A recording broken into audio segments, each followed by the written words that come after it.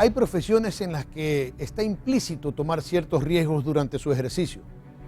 Los periodistas, los activistas sociales, los políticos, corren el riesgo de ser enjuiciados, llevados a la cárcel y hasta sus vidas corren peligro.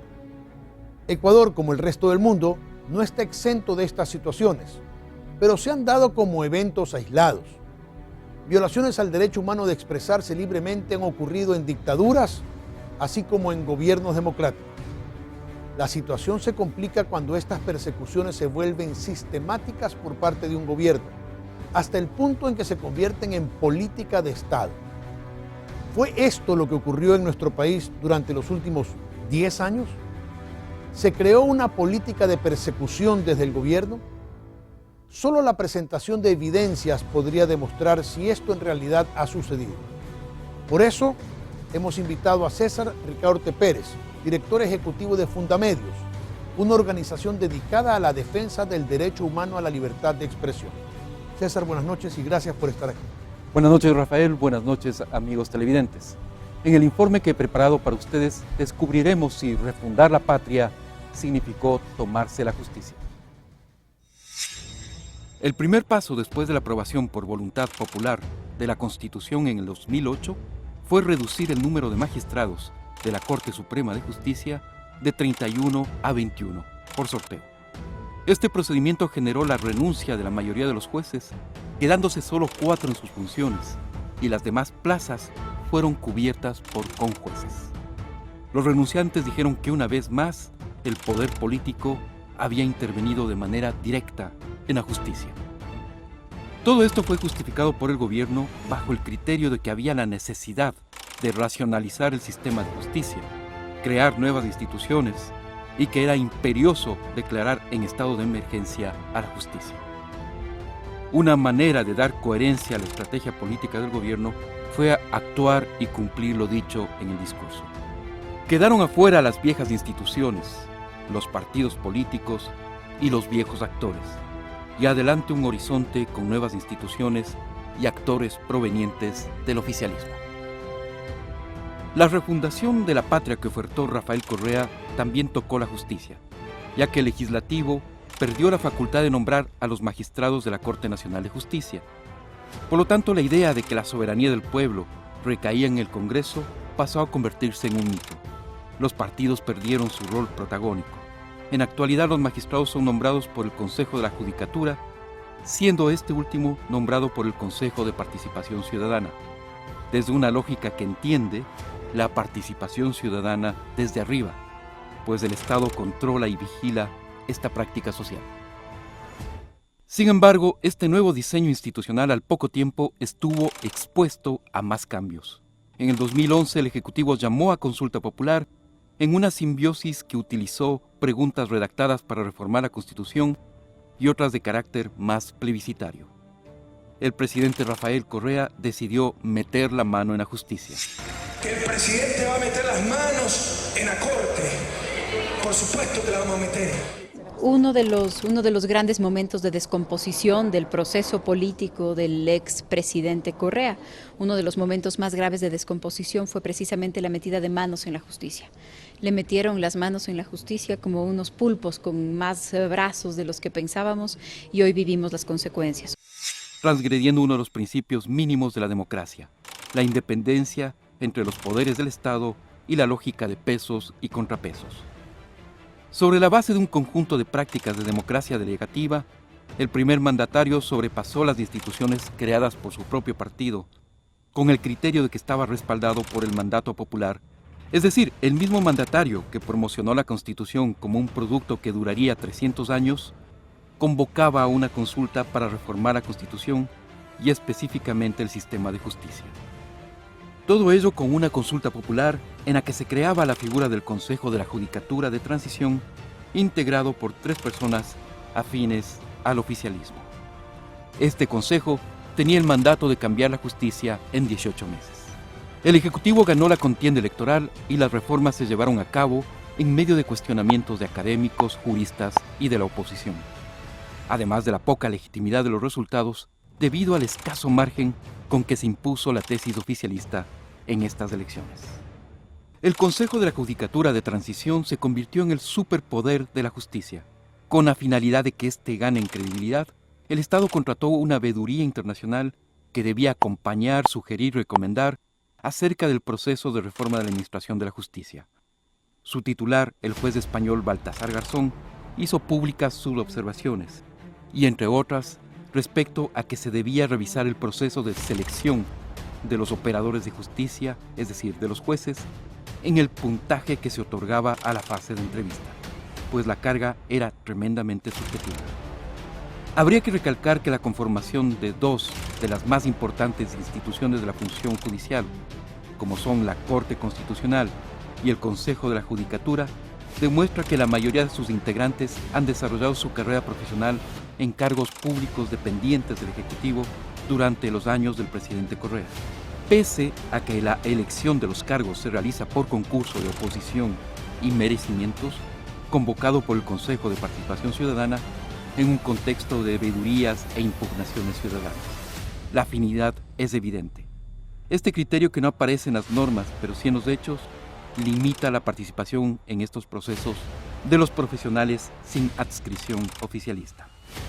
Adelante se observa cómo los actores afines al gobierno ocupan las más importantes dignidades en el sistema de justicia, así como en otros poderes. Pero César, sería bueno conocer con nombres y apellidos las personas que han intervenido en el manejo de la justicia. Así es, Rafael. Podemos comenzar, por ejemplo, con quien ha sido el presidente del Consejo de la Judicatura, el señor Gustavo Yalc, ex ministro de Justicia, Derechos Humanos y Cultos, ex ministro del Interior y ex secretario particular del presidente de la República. También tenemos al fiscal o ex fiscal Galo Chiriboga, quien fue abogado personal del presidente o del expresidente Rafael Correa, embajador en España y ex ministro de Estado. ¿Quién sigue? Sigue, podemos mencionar a Yolanda González. Consejo de Participación Ciudadana. Exactamente, un personaje clave al haber sido o al ser presidenta del Consejo de Participación Ciudadana. Pero ellos tenían gente a su cargo también. Correcto. En el Consejo de la Judicatura han actuado el vocal Néstor Arbito, ¿Ya? la vocal Karina Peralta, y en el Consejo de Participación Ciudadana ha sido clave Edwin Jarrín. Ok. ¿Quiénes más están? Otras figuras claves han sido Ramiro Rivadeneira, defensor del pueblo. Y deberíamos mencionar, por supuesto, a 3 jueces de la Corte Constitucional. Rosana Silva, Pamela Martínez, quien fue asesora de la Presidencia de la República, y Tatiana Ordeñana, ex consejera del Consejo de Participación. Este es el mapa, de acuerdo a tus evidencias, que obedecía instrucciones directamente de la Presidencia de la República. Esta ha sido exactamente la estructura que se creó para controlar la justicia y que después, Rafael, se revelaría las evidencias a través de esta serie de correos electrónicos que se filtraron hace pocas semanas. Entonces sigamos viendo el reportaje. En el 2014, el jurista y académico peruano Luis Pázara agitó el avispero dentro y fuera del país, debido a que su libro Independencia Judicial en la Reforma de la Justicia Ecuatoriana revela algunos hechos cuestionables sobre el proceso de transformación del sistema judicial, para lo cual centró su análisis en el periodo 2011-2013, y lo hace desde el uso de sentencias judiciales, entrevistas y material publicado como inédito.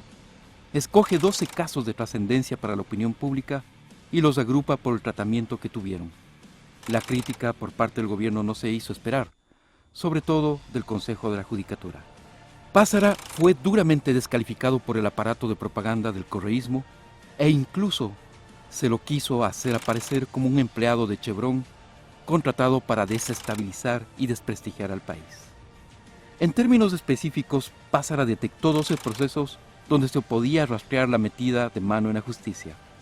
Esta intervención del Poder Ejecutivo del mismo Consejo de la Judicatura se confirmó con la revelación de un paquete de más de 300 correos electrónicos por parte de la periodista venezolana Patricia Poleo. El detalle es que el número de casos donde se comprueba la metida de mano sube a 17. Vamos a observar estos casos y la lista de quienes han sido víctimas de la persecución judicial y de la metida de mano en la justicia. César, sería importante ahora conocer los nombres de quiénes son los perseguidos y por qué. Como se mencionaba en el reportaje, hay un documento muy importante, Rafael, que es el informe Pásaro. Revisemos algunos de los casos que se mencionan ahí. El primero es el del 30 de septiembre, el 30S, que involucra a personas como el coronel César Carrión, actual asambleísta y quien era director del Hospital de la Policía. Se queja que no lo dejan hablar. Eso dicen las crónicas parlamentarias, así es. Está también el abogado quiteño Pablo Guerrero, que estuvo exiliado en Checoslovaquia, acaba de regresar al país y también fue uno de los involucrados en este caso que involucró el supuesto secuestro del presidente Rafael Correa. Y este es uno de los casos emblemáticos de este conjunto de juicios que se ubican en el 30 de septiembre. Cleber Jiménez, asambleísta, y su asesor en ese entonces, el periodista Fernando Villavicencio. Quien se ha convertido en el más importante de los denunciantes de casos de corrupción en Ecuador, incluyendo todo lo relacionado con la venta de petróleo. Así es, y por eso, por ese hecho, Fernando Villavicencio afronta otros juicios en los cuales se han cometido una serie de procesos irregulares. Hoy con orden de prisión preventiva, pero con una medida cautelar de la Comisión Interamericana de Derechos Humanos que no es respetada. Esa medida cautelar es justamente alrededor de este juicio, de este primer juicio que involucraba a Cleber Jiménez y también, recordemos, al médico Carlos Figueroa. Okay. Seguimos con quienes están involucrados en casos de protesta social, en casos de criminalización de la protesta. A quien está aquí es Carlos Pérez Guartambel, presidente de Cuarunari, quien fue enjuiciado después de protestas por mantener el agua pura en su provincia, en la provincia de La Suay. Y este es otro dirigente indígena, también enjuiciado, perseguido judicialmente, es José Acacho, quien encabezó unas protestas en Amazonía ecuatoriana. Tenemos a Mary Zamora también. Mary Zamora, si bien está también relacionado su caso al 30 de septiembre, tiene unas particularidades, porque Mary Zamora aparece también en el conjunto de mails que se filtraron y que estarían revelando la intervención en la justicia de parte de la Presidencia de la República. Esta ciudadana extranjera, Manuela Pic. Manuela Pic fue expulsada del país después de justamente acompañar a quien era su pareja o su pareja, Carlos Pérez Guartambel, en protestas sociales. Y vamos ahora también con los periodistas. Así también es. Han sido perseguidos. Totalmente, hay muchos casos en los cuales los periodistas han sido enjuiciados y perseguidos. Juan Carlos Calderón y Cristian Zurita fueron los autores de este libro, El Gran Hermano, donde se revelaban o se daba a conocer toda la serie de contratos que tenía el hermano del presidente Fabricio Correa con el gobierno ecuatoriano. Y por eso fueron enjuiciados. Cristian Zurita estuvo aquí hace poco hablándonos también sobre los delatores de Odebrecht. Hoy ejerce el periodismo y lo hace con menos miedo que antes. Esperemos que sí. Emilio Palacio, controvertida figura del periodismo ecuatoriano. Así es, Emilio Palacio, recordemos, estuvo enjuiciado y fue condenado junto a los directivos del diario El Universo, los principales directivos, Carlos Pérez, César Pérez y Nicolás Pérez, y la misma compañía limitada del Universo fueron condenados por $40 millones por una supuesta injuria al presidente de la República. Unos pueden creer que Emilio Palacio lo calumnió o lo injurió al presidente de la República, pero definitivamente la sanción impuesta no se compadece, no tiene absolutamente nada que ver lo uno con lo otro. Así es, y tanto fue así que la comunidad internacional presionó tanto que al final el presidente Correa tuvo que perdonar a los directivos y al periodista. Una activista muy conocida, hija del expresidente Jaime Roldós, Marta Roldós. ¿Por qué ella es perseguida?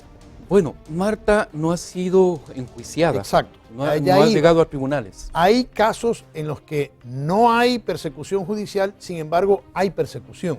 Exactamente, porque la persecución judicial tiene otro lado de la moneda, que es la impunidad. En el caso de Marta, sus correos fueron hackeados, la información fue publicada por la prensa oficialista, esa publicación fue felicitada por el jefe de Estado y al final la Fiscalía no investigó. Pese a la violación flagrante de la intimidad de Marta, ese hecho delictivo no fue nunca investigado. Y también hay otros casos que caen en la impunidad. Y la impunidad también es una forma de persecución. Así es, de vulneración de la justicia. Exactamente. Y aquí vemos el caso trágico de Fausto Valdivieso. Así es un caso emblemático de un periodista asesinado, que cada vez se confirma más la hipótesis de que fue un asesinato vinculado con su trabajo periodístico, pero que el Estado hasta el momento no ha llegado a los culpables. Son varios años ya del asesinato de Fausto Valdivieso y no hay culpables. Finalmente, el caso sí judicializado y preso, extraditado, de Galo Lara. Él sigue sosteniendo su inocencia y es un caso trágico porque realmente todo lo que rodea a este caso es desconcierto. Así es. Bueno, es un caso de estudio realmente por la cantidad de hechos irregulares que se registran alrededor de este caso y que configuran realmente violaciones muy graves a los derechos humanos de Galo Lara. Rafael, esto es una pequeña muestra de las decenas y, por no decir cientos, de personas que fueron perseguidas por este aparato de propaganda y este aparato de espionaje y de persecución que se montó en los 10 años del correísmo. Finalmente es necesario mencionar el otro lado de la moneda de la persecución judicial. Ese otro lado se llama impunidad. Casos de organizaciones y líderes sociales como Yasunidos, Fundamedios, UNE, FUT y muchas otras, agredidas y acosadas por el poder sin que ninguna autoridad judicial actuara pese a las denuncias realizadas. De que más de 50 policías apostados frente al edificio, rodeando al edificio. Yo no pude entrar. Y se llevaron más de 30,000, pues hasta ahora de lo que han acumulado, documentos, haciendo la revisión. Esos documentos no han sido recuperados. Nada, no le devuelven el carro que se llevaron de mi esposo, de mi hija, desde hace 5 meses. Fíjate, haciendo un recuento de todo lo que se han llevado hasta los álbumes de fotos de mi familia, ¿oíste? César, muchas gracias por este informe. Gracias a ti, Rafael. Ha sido un placer participar en este programa. Y esto ha sido todo por hoy, amigos televidentes. Los esperamos la próxima semana en Artículo 18, donde solo cuentan las evidencias.